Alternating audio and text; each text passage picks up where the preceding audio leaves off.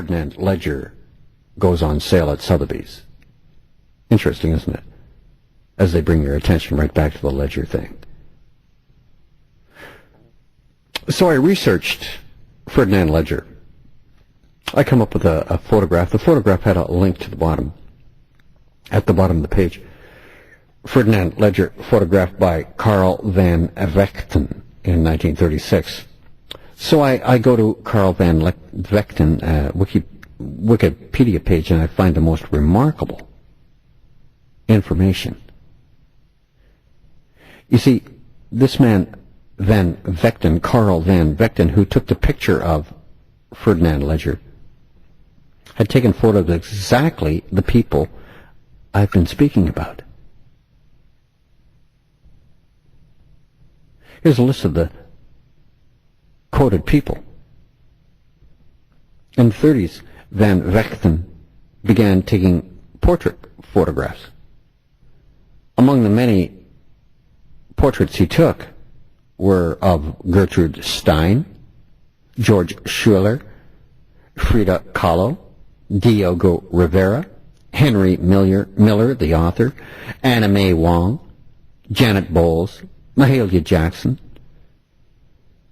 W. Somerset Maugham, F. Scott Fitzgerald, Bessie Smith, Paul Cadmus, Mark Chagall, Horst P. Horst, Georgia O'Keeffe, Gore Vidal, was recently murdered not too many years ago, Sidney Lumet, James Stewart, Marlon Brando, Orson Welles, Norman Mailer, the writer, Evelyn Waugh, Adele Addison, Erskine Caldwell, Ella Fitzgerald the singer, Alfred Steinglitz, Truman Capote, Billie Holiday, Constance Collier, Lin Yutang, Cesar Romero, Tallulah Bankhead, and Sir Laurence Olivier.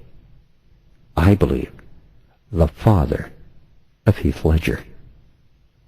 Which is why Carl Van Vechten was pointed out underneath the photograph of Ferdinand Ledger, who came out, well, his work came out in Sotheby's for sale shortly after the Heath Ledger ritual sacrifice.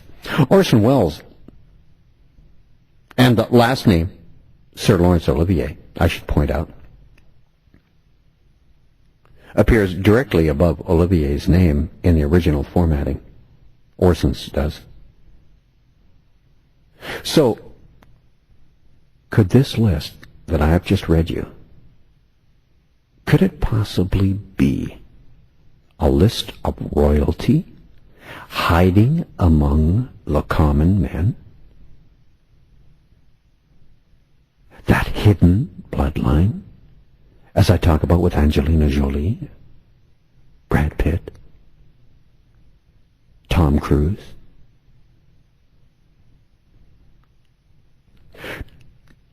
and so many other Hollywood stars. Truman Capote is a fascinating one on that list to consider in that way. You see, Hollywood is full of them.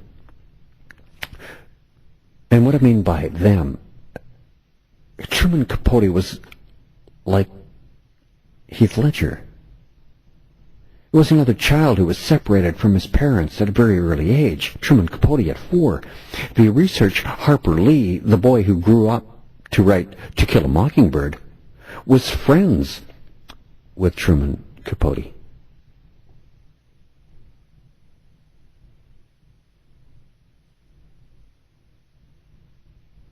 Jack Nicklaus. It's another one of those fatherless people in Hollywood. No one knows his father is. Born in Jupiter, no less, was Jack Nicklaus. Yes, there's a Jupiter. It's in New York State. I've talked about this before in A View from Space on AM 640, Toronto Radio, that the adoptions that people like Angelina Jolie and Brad Pitt make, and Madonna and Guy Ritchie's adoptions, are actually hidden royal bloodline children of the Merovingian bloodline. Here we are again, keeping the money and the power in the family, sharing with no one. Something the crown's heads of Europe have consistently done throughout time. I see Heath Ledger not as a Jesus symbol, but as a John the Baptist symbol. These two, I think that's how Hollywood saw him. These two, of course, when used by the Illuminati, are always competing to see which one can get the most attention, which is needed by the Illuminati for mind control of the masses. For instance, here's how it's done. Jake Gyllenhaal is the Jesus symbol in Brokeback Mountain, and Heath Ledger is the John the Baptist symbol. So I think they were deliberately put together as two archetypes or altars in the film Brokeback Mountain, which I believe is actually a metaphor for a broken pyramid. And not just any pyramid. It's the Great Pyramid Giza. Get it? There's a piece broke off of the top of the pyramid that resembles a mountain. It's a pyramid without the cap. And it resembles a mountain. A pyramid resembles a mountain. Get it? Brokeback Mountain. Of course, the C word will come up again in some person's mind that's listening to my voice and what I just said just now on AM 640 Toronto Radio. Yes, it's all the C word, isn't it? Coincidence. But I will say to you that this was a planned sacrifice using mind-altering symbols. And I want to be perfectly clear about that because it happens over and over, which is the reason why I talk about it so frequently. The Illuminati have to be very sick to create this cosmic coincidence. Clever? Yes. But very sick. Don't you agree? The opinions expressed on this show do not necessarily reflect those of AM 640.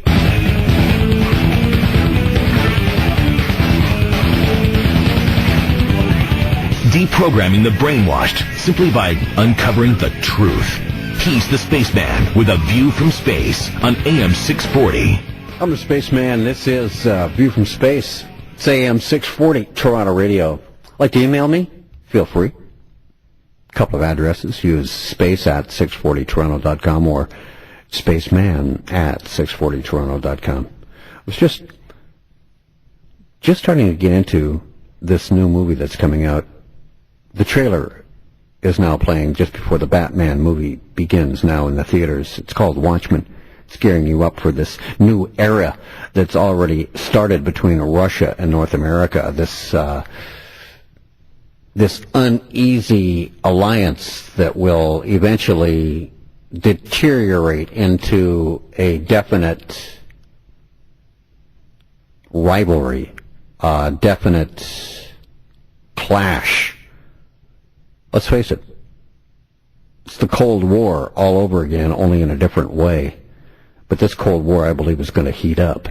Because, you see, if they're going to go with the Third World War in the Middle East, and they're going to go by revelation in the Bible, they're going to have Russia be on the side of Syria and Iran. And that is exactly what's being set up now. Now they're going to be programming you with this very same thing. Now let me make this perfectly clear to you